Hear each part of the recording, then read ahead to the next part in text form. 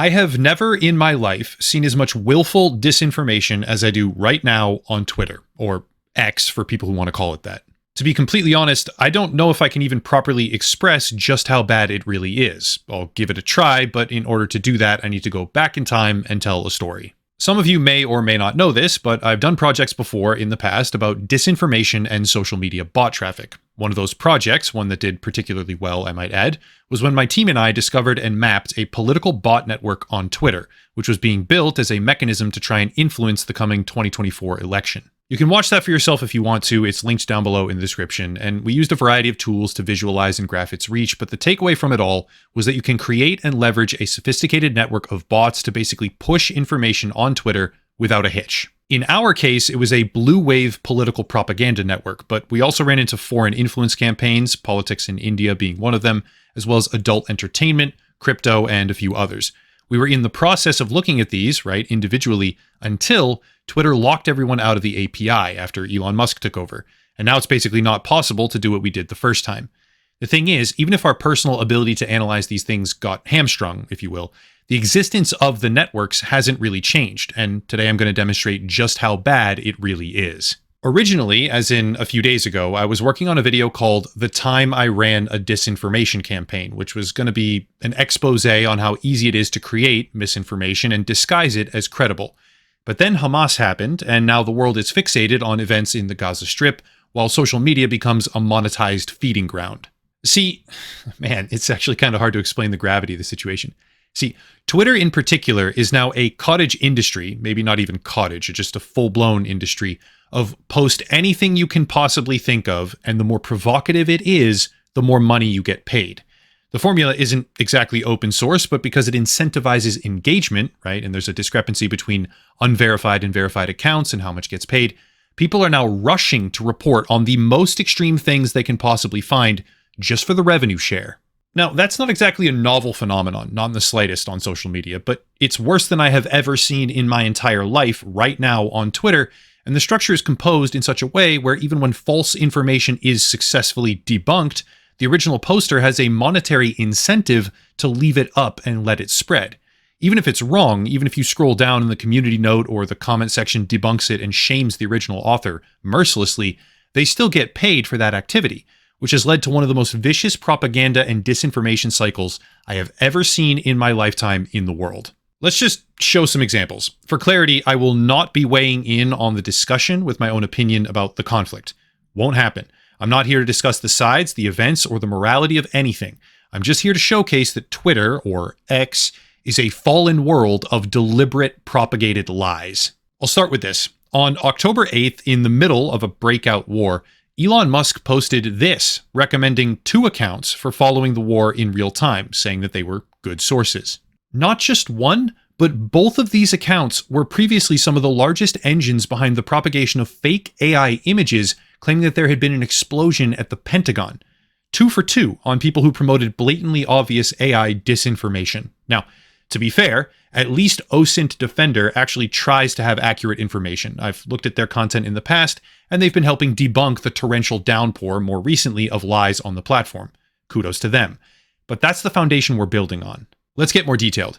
This right here is a post with, at the time, about 250,000 views. Quote, "Big breaking, a US Air Force nuclear-capable B-52 bomber just landed in Israel," end quote. Well, for starters, it's bullshit. But if we want to get technical, according to the US Air Force manual, B-52s can't carry that ordnance anymore. They can carry nuclear-tipped cruise missiles, maybe, but they do not carry traditional warheads. Oh, and it also just didn't fucking happen. But Andrew Forsberg, verified on Twitter, is likely getting paid and has left the post up even now. Let's just try this one on for size. Quote, "Israel soldier completely destroyed Hamas aircrafts." Hamas doesn't have aircraft. "What a shot when Hamas aircraft entered into Israel," end quote. This video has 1.1 million views, and it's footage from Arma 3, and it's still up. A video game. Sure, now it has a community note after a substantial amount of time, but no version of that system can ever keep up with this problem, and that system itself, community notes, is an issue alone, a deeply flawed issue that I'll discuss later on. I'll go a little bit faster here for the sake of time. This account right here, Sprinter, has been perpetuating a flood of inaccurate information such as this. Hamas says it has no fear of U.S. carrier group in Mediterranean and thanks Ukraine for UK naval drones, end quote. But for starters, that picture traces back well over a year and comes from Ukraine working on their own fleet of naval drones. Also, it didn't fucking happen. That is, there has simply not been a statement made by Hamas to that effect. Period. This one went mega viral. Pretty much all the big influencers on Twitter reposted this time and time again. It's 2 years old, though, from Syria. They made money on it. It got them millions of views. They are leaving it up as a result of monetized incentive, and it's just flat out not true. Here's one. Who are you with? Almost 1 million views on here. And sure, it's not explicitly mislabeling the video as active wartime footage, as most others do, but it's another video game being shown as if it's real. And the list goes on. This guy right here has got to be one of the biggest parasites I've ever seen on all of social media, willing to push quite literally anything for the sake of money and views. This one has 6.9 million, and there's absolutely no confirmation that it's true. These people are parrots that just spit back out whatever video they get sent for the ad dollars. One guy propagated news that the third oldest Christian church in the world had been destroyed. Ben Goggin at NBC News did a good job debunking that particular instance, and the church itself had to clarify, no, the building wasn't destroyed. Millions of views, thousands of people picking it up and pushing it further afterwards, and it never even got taken down. Just flat out deception for profit. Now, there are a few different tactics people can use to try and see through some of the lies, but they're not easy. They take time, and honestly, no one can ever keep up with this. A good place to start, if you want to give it a shot, is geolocation for videos over on Bellingcat. Say what you want about them as a source, the information itself is valuable. And I'm getting maybe okay at doing that myself, but it's difficult as hell, and it takes a lot of time, like I said. Also, biggest thing, you don't get paid for doing it, and you have to look at horribly disgusting things and traumatizing footage for hours on end. Well, that skill is kind of necessary, even if it's difficult, because otherwise people can just get away with things like this. Israel-Palestine war live updates with a video, and the video is from Chile. But the list is never ending. This guy, again with 7 million views, claims that unspeakable atrocities are being committed, and it's just wrong. It's an old video, not even showing the forces he claims them to be. And it's blurred, right? I'm blurring it, because I'm not subjecting people to the deliberately inflammatory lies. I'm just not going to do that. I could go on and on and on, but let me just shift gears. A friend of mine with a verified account, good standing, and access to the community note feature gave me access to his account. First, it's all blurred because I'm not showing that type of horror online. No way. Second, because I don't want this account to get suspended for sharing it with me, but the scope of this problem is nearly unfathomable. Twitter is now a breeding ground for the absolute worst and most prevalent disinformation imaginable.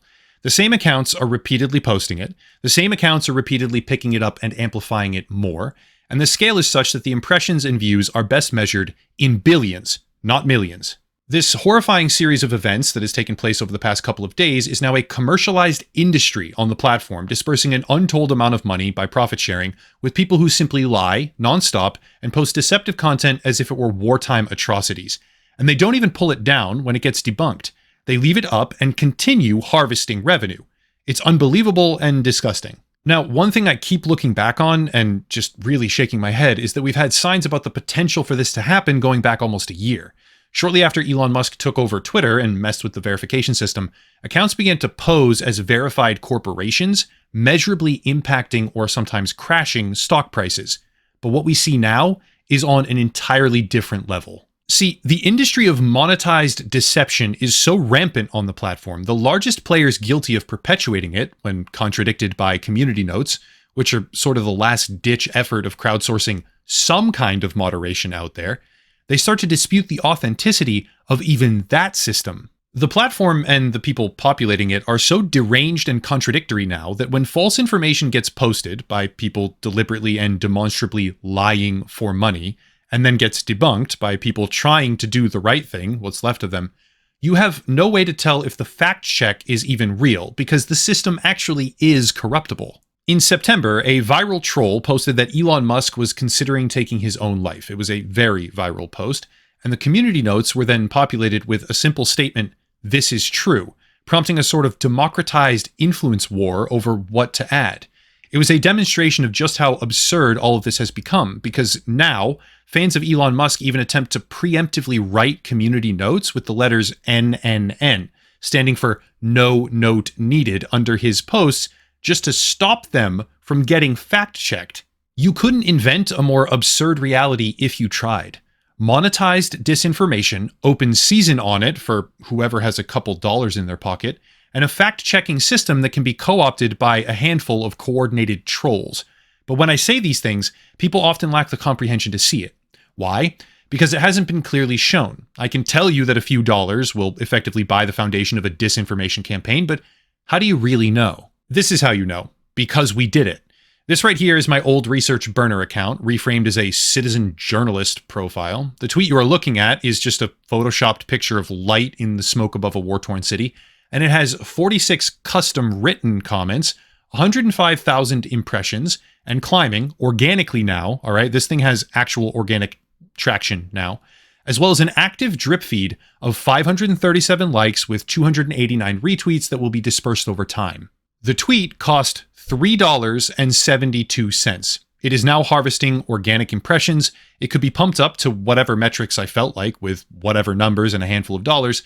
And this can be done with verified accounts, which you can buy and sell, on top of a system where you can write and post your own community notes on your own tweets with the right number of proxy accounts. It's an imperfect experiment, to be sure, compared to the prior work that we did with mapping bot networks, but people don't seem to realize or understand that quite literally nothing on that platform is credible or trustworthy.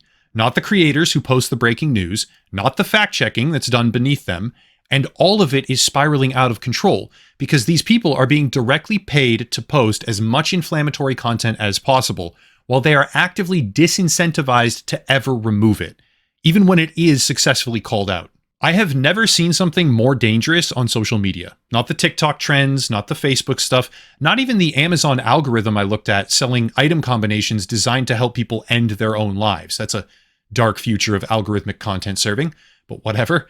Nothing comes close to the size and scale of the problem on Twitter because it was created or has created a space where the more shocking the lies are, the more money you make.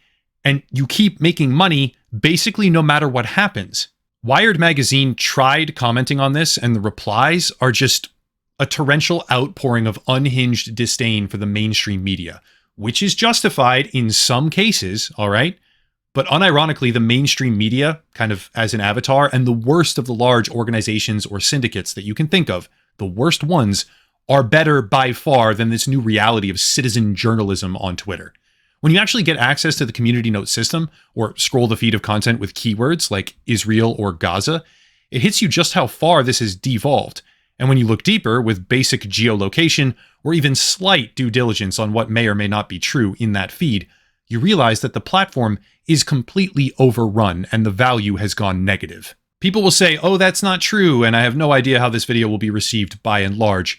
But it's become clear to me that despite innumerable faults and failures in the mainstream media, which is just a fact, Twitter, X, whatever you want to say, it's worse. It's worse by far. And it seems to now be, in my opinion, the epicenter of actual global disinformation. That's it. If you want to support the channel, there are links down below. Some projects coming soon. This one had to be rushed as a result of the surrounding circumstances, so not what I quite hoped it would be. But big things are in the works. Thank you all for watching. That platform is beyond repair, and have a nice night.